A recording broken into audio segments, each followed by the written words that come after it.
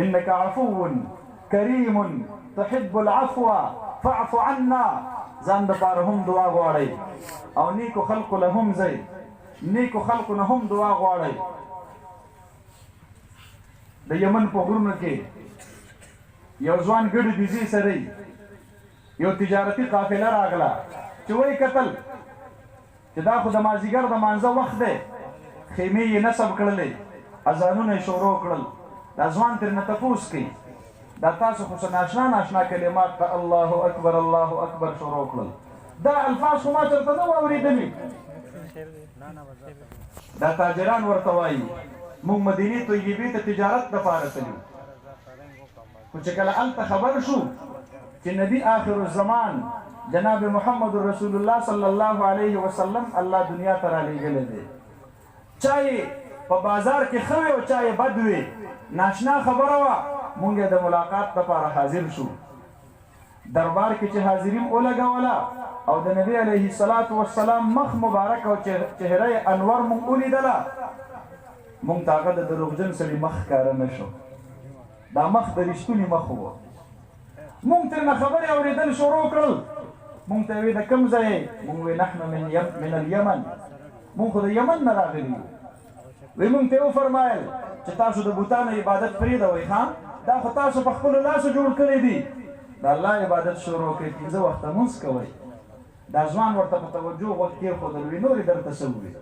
نورې راته دا ووي چې په 12 میاشتو کې به یوه میاشت روژې نیسئ. نورې درته څه ووي؟ وی چې کله وسم رسېږي بیت الله ته به حج له راځئ. نورې درته څه ووي؟ نو دا تاجران ورته وایي وی نبي علیه السلام راته ووي چې کله مسلمانانو باندې تیریږئ سلام به پرې د پاسه ورچوئ، السلام علیکم ورحمت الله وبرکاتو. او چې کله په لاره کې تکلیف ده څیز ووینئ هغه به پورته کوئ، هغه به ورته ووایئ.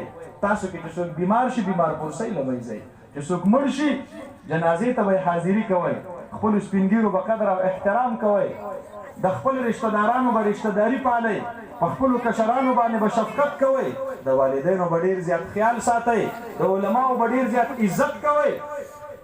وی نبي علیه الصلاة والسلام موږ ته دا خبرې وکړلې. دا ځوان وی دا خبرې زما خوښې شولې، زم دا دین قبلومه، ما ته هم کلمه ووایه، زم مسلمانېږم. کلمه یې ورته وویله، مسلمان شو.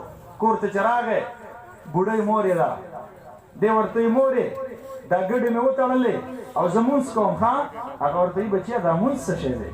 دی ورته وی مورې ته خبر نه شولې نبی آخر الزمان جناب محمد رسول الله صلی الله علیه وسلم الله رب العالمین دنیا ته رالیږلی دی او یو قافله د هغه د ملاقات دپاره ورته وی ښه تاسو ته یې څه ووي؟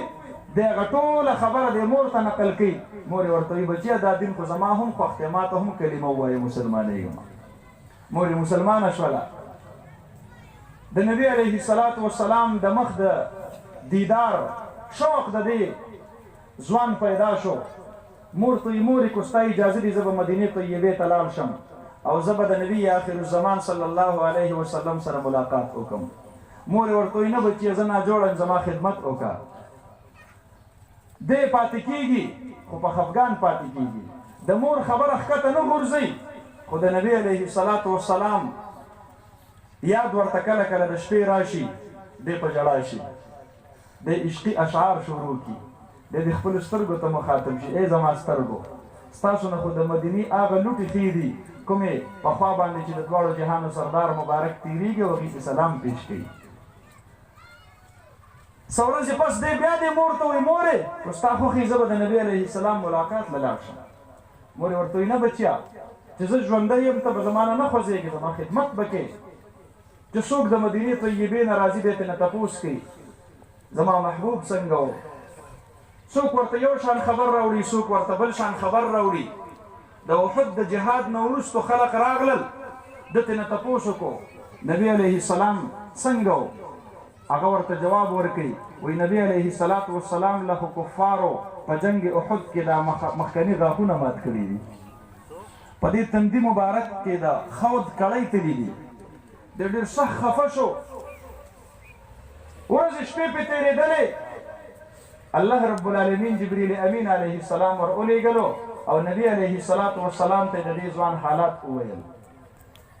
زما حبیبه یمن کې یو ځوان ستا سره ډېره مینه لري، تا سره ملاقات له دې وجې نه نشي راتللی، ان له ام وهو بها بر، چې د هغه یو مورکۍ ده او د خپلې مور په خدمت کې مصروف دی، هغې وجې نه ستا زیارت او ملاقات نشي کولی. خو د الله حبیبه سبا و بېګا ستا د ملاقات خواهش ډېر لري.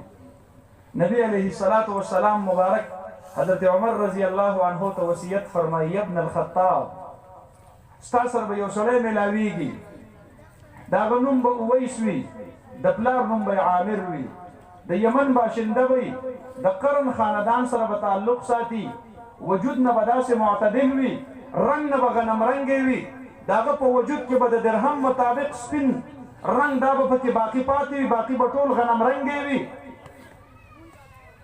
عمر ابن خطاب اذا لقیتموه، چې کله تاسو د هغه سره ملاقات وکئ، په دغه وخت کې به زه د دنیا نه رخصت شوی یم، نو بلغوه مني السلام، په هغه باندې به زما محمد رسول الله صلی الله علیه وسلم له اړخه سلام پیش کړي. او بیا چوغه ورته خپل وباسي، زما دا چوغه به ورله په هدیه کې ورکوي. نبی علیه السلام دنیا نه رخصت شو، ابو بکر صدیق رضی الله عنه دور خلافت تیر شو، امیر المؤمنین سیدنا عمر بن الخطاب رضی الله عنه په دور خلافت کې د حج په موسم کې د عرفات په میدان کې امیر المؤمنین حاجیانو ته حکم کوي، وی حاجیان لږ ایثار شئ، اهل یمن ودرېږئ، باقي کښېنئ. ډېر دنیا خلق پاڅېدل، اهل یمن کې بنو عامر قبیلې والا ودرېږئ، باقي کښېنئ. څو سوه کسان ودرېدل، باقي کښېناستل. بنو عامر قبیله کې قرن خاندان والا ودرېږئ، باقي کښېنئ. څلور شپږ کسان ودرېدل، باقي کښېناستل. حضرت عمر رضی الله عنه باقیو کسانو ته وایي تاسو ځان له د حج مناسک پوره کړئ. دوی نه پوښتنه کوي افیکم اویس قرني په تاسو کې شته دی؟ د تره زوی ورته وایي زموږ سره دی، خو سیټ ته اوښانو سره ولاړ دی، د هغې نګراني کوي. حضرت عمر رضی الله عنه د ځان سره حضرت علي کرم الله وجهه روانوي، او چې ځي د ونې د لاندې په مانځه باندې ولاړ، اویس قرني رحمت الله علیه پوهېږي زما دوه مېلمانه راغلل، مونځ یې مختصر کو، دوی سره سلام کوي، مېلمنو خیر دی. حضرت عمر رضی الله عنه ترنه تپوس کوي ته اویس قرني یې؟ هغه ورته ځان پټول غواړي، وایي زه د الله یو بنده یم. حضرت عمر رضی الله عنه ورته فرمایي موږ ټول د الله بندګان یو.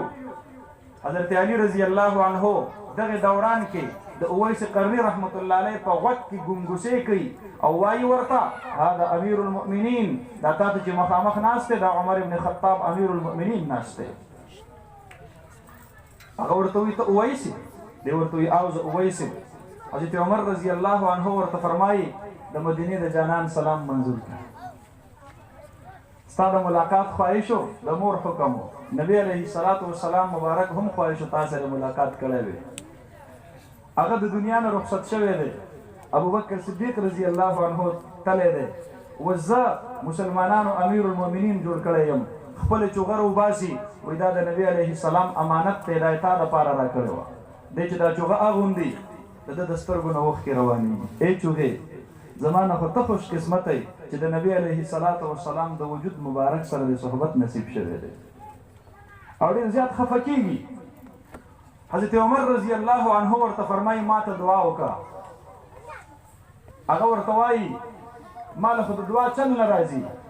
حضرت عمر رضی الله عنه ورته فرمایي ما ته نبی علیه السلام ویلي وو اذا لقیتموه بلغوه مني السلام مروه فلیستغفر لکم، چې ورسره ملاو شئ دعا به ترنه اخلئ. ښه حضرت عمر رضی الله عنه صحابي دی، دا د نبی علیه الصلاة والسلام دوست دی، دا د نبی علیه الصلاة والسلام مبارک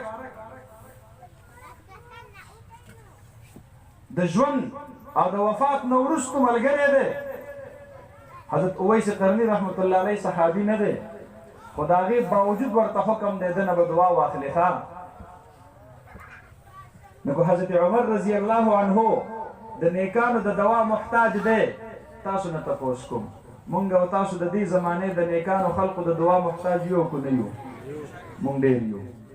علماو له ځای کله کله ځان دپاره ترې دعا غواړئ، د ماشومانو بچو دپاره ترنه دعا غواړئ، او د کور کې که دا زنانه زما آواز اوري او کو نه اوري دا نارینه ورته وایم د صحابو یو مستقل سنت و هغې ته به تحنیک وي تحنیک به دې ته وي چې وړوکی ماشوم بچی به یې نبي علیه السلام مبارک له راوړو او ورته به وفرمایل د الله حبیبه د له خولې کې توکاڼې توکه یا د خپلې خولې جویلی شوی څیز د ده په خوله کې کېږدوه او بیا ورله د برکت دعا هم وغواړه. وعن عائشة رضي الله تعالى عنها قالت هغه فرمایي كان رسول الله صلى الله عليه وسلم يؤتى بالصبيان فيحنكهم ويبرك لهم بل روایت کې راځي ويدعو لهم بالبركه. نبی علیه الصلاة والسلام مبارک ته به صحابه کرام خپل بچي راوړل. نبی علیه السلام نه وروسته به بیا چې د هغه وخت کم صلحاو هغې له به خلکو خپل بچي راوړل ویل دې ته دعا وکړه.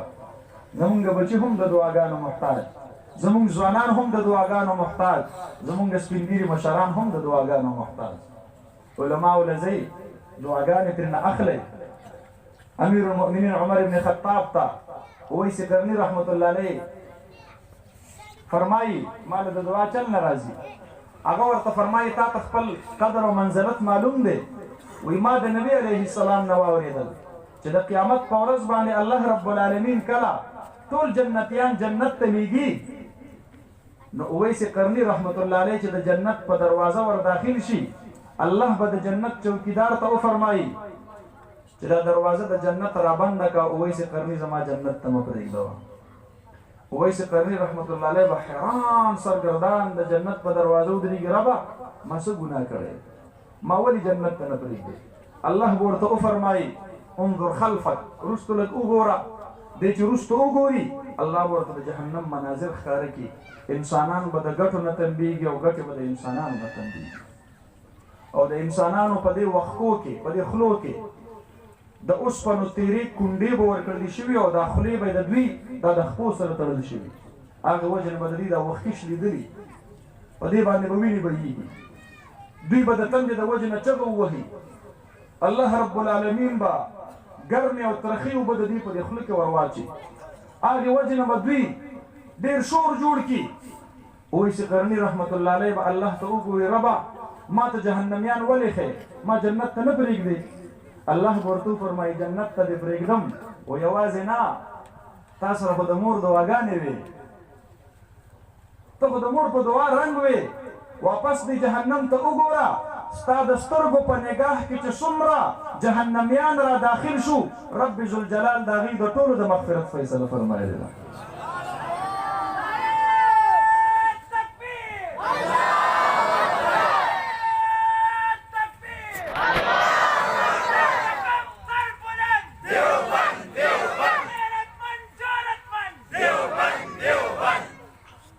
الله رب العالمین دې مونږ او تاسو ته د اهل الله او د نیکانو او صلحاو د هغې دعاګانې نصیب وفرمایي. ځان مستغني مه ګڼئ چې حضرت عمر رضی الله عنه د اهل الله او د دعا نه مستغني نه دی. یا ما او تا کم کوجا یو چې د نیکانو خلقو د دعا نه به مونږ او تاسو ځان مستغني ګڼو.